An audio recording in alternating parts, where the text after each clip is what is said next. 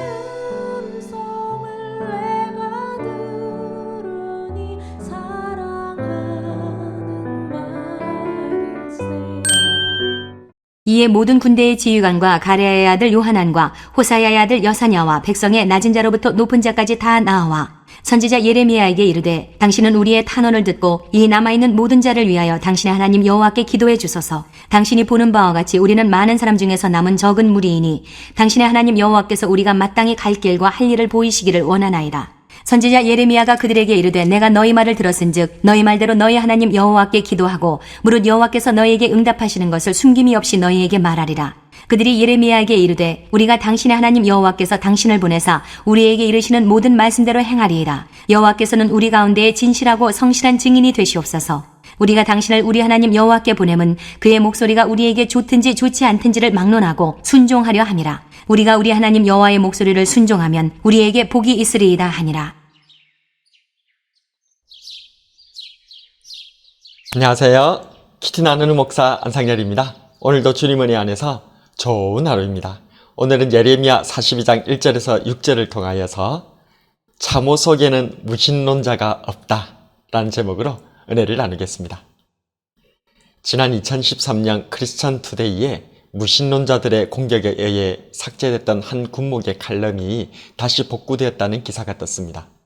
알래스카 미 공군부대의 군목 케넷 레이스 중령은 참호 속에는 무신론자가 없다라는 명언을 인용한 칼럼을 군부대 웹사이트 내 군목의 글란에 게재했다가 무신론자들의 반발로 삭제되었다가 다시 복구된 것인데요. 이 말은 1954년 아이젠하워 대통령도 말했고 이보다 앞선 1942년 바탄 전투에서 군목 윌리엄 커밍스도 같은 구절을 인용했었습니다.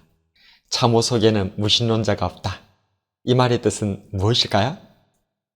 머리 위에서 청탄이 오가고 언제 적군이 공격에 올지 모르는 참호 속에 있으면 대부분의 사람들이 초월적인 하나님을 찾게 된다는 것이죠. 어느 정도 맞는 말입니다. 2001년 9.11 테러 직후에 미국인들의 예배 참석률이 실제로 5% 이상 급상승했다는 보고가 있습니다. 연약한 인간은 전쟁이나 테러 또는 쓰나미와 같은 불강력적인 자연재해 앞에서 자신도 모르게 하나님을 찾게 됩니다. 전쟁터 참호석은 아니더라도 질병이나 실패 등 개인적으로 극도의 어려움을 경험할 때 대부분의 사람들이 초월적인 신을 찾곤 하죠. 오늘 본문에서도 바벨론의 보복이 두려워 애굽으로 가려던 요하난의 무리가 예레미야 선지자에게 하나님의 뜻을 묻는 장면이 나옵니다. 하나님이 갈 길과 할 일을 알려주시면 좋든 나쁘든 무조건 순종하겠다고 맹세합니다. 분명 좋은 현상입니다. 위기 앞에서 하나님을 찾으며 하나님의 말씀에 순종하겠다는 고백이 아름답습니다. 그러나 이러한 절박한 위기 가운데서만 하나님을 찾는 신앙은 오래가지 않습니다. 실제로 9.11 테러 직후에 교회를 찾았던 많은 발걸음들이 2달도 채 되지 않아서 다시금 교회를 떠났습니다.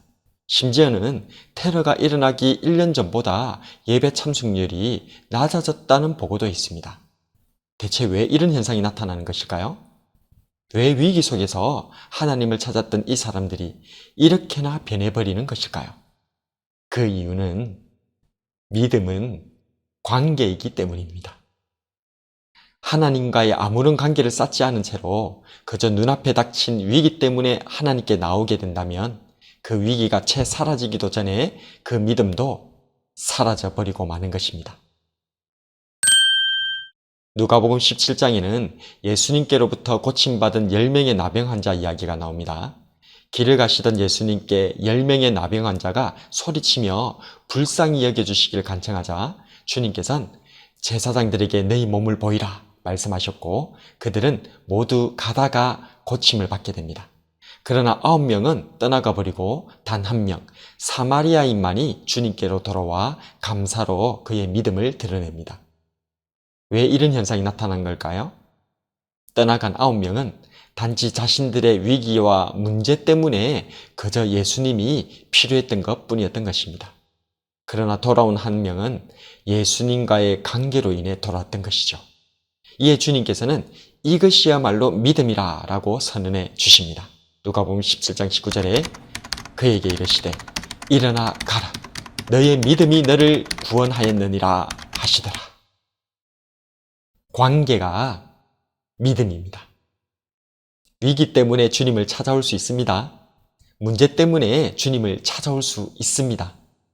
예, 주님을 찾아온 것은 정말 좋은 일입니다. 주님께서는 여러분의 기도에 응답해 주실 줄로 믿습니다. 그러나 더 중요한 것은 주님과의 관계를 쌓아가는 일입니다. 말씀과 기도를 통해서, 예배와 큐티를 통해서 평소에 주님과의 관계를 쌓아나가는 것이 진정한 믿음인 줄로 믿습니다. 오늘 우리는 절박한 위기 가운데서 요한안의 무리들이 하나님을 찾는 모습을 보았습니다. 아모스 5장 4절에서 여호와께서 이스라엘 족속에게 이와 같이 말씀하시기를 너희는 나를 찾으라 그리하면 살리라. 하나님을 찾으면 살게 되는 줄로 믿습니다. 그러나 더욱 중요한 것은 하나님과의 관계를 맺어가는 일이기 때문에 위기 때에만 하나님을 찾는 것이 아니라 말씀과 기도, 예배와 큐티를 통해 매일매일의 삶 속에서 하나님과 아름다운 관계를 만들어가는 저와 여러분이 되길 주님의 이름으로 축복합니다. 오늘의 묵상과 기도.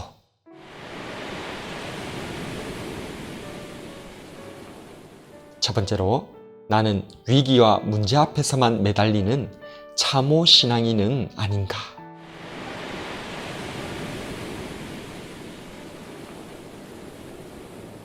두 번째로 나는 주님과의 아름다운 관계를 맺기 위해 어떤 노력을 하고 있는가?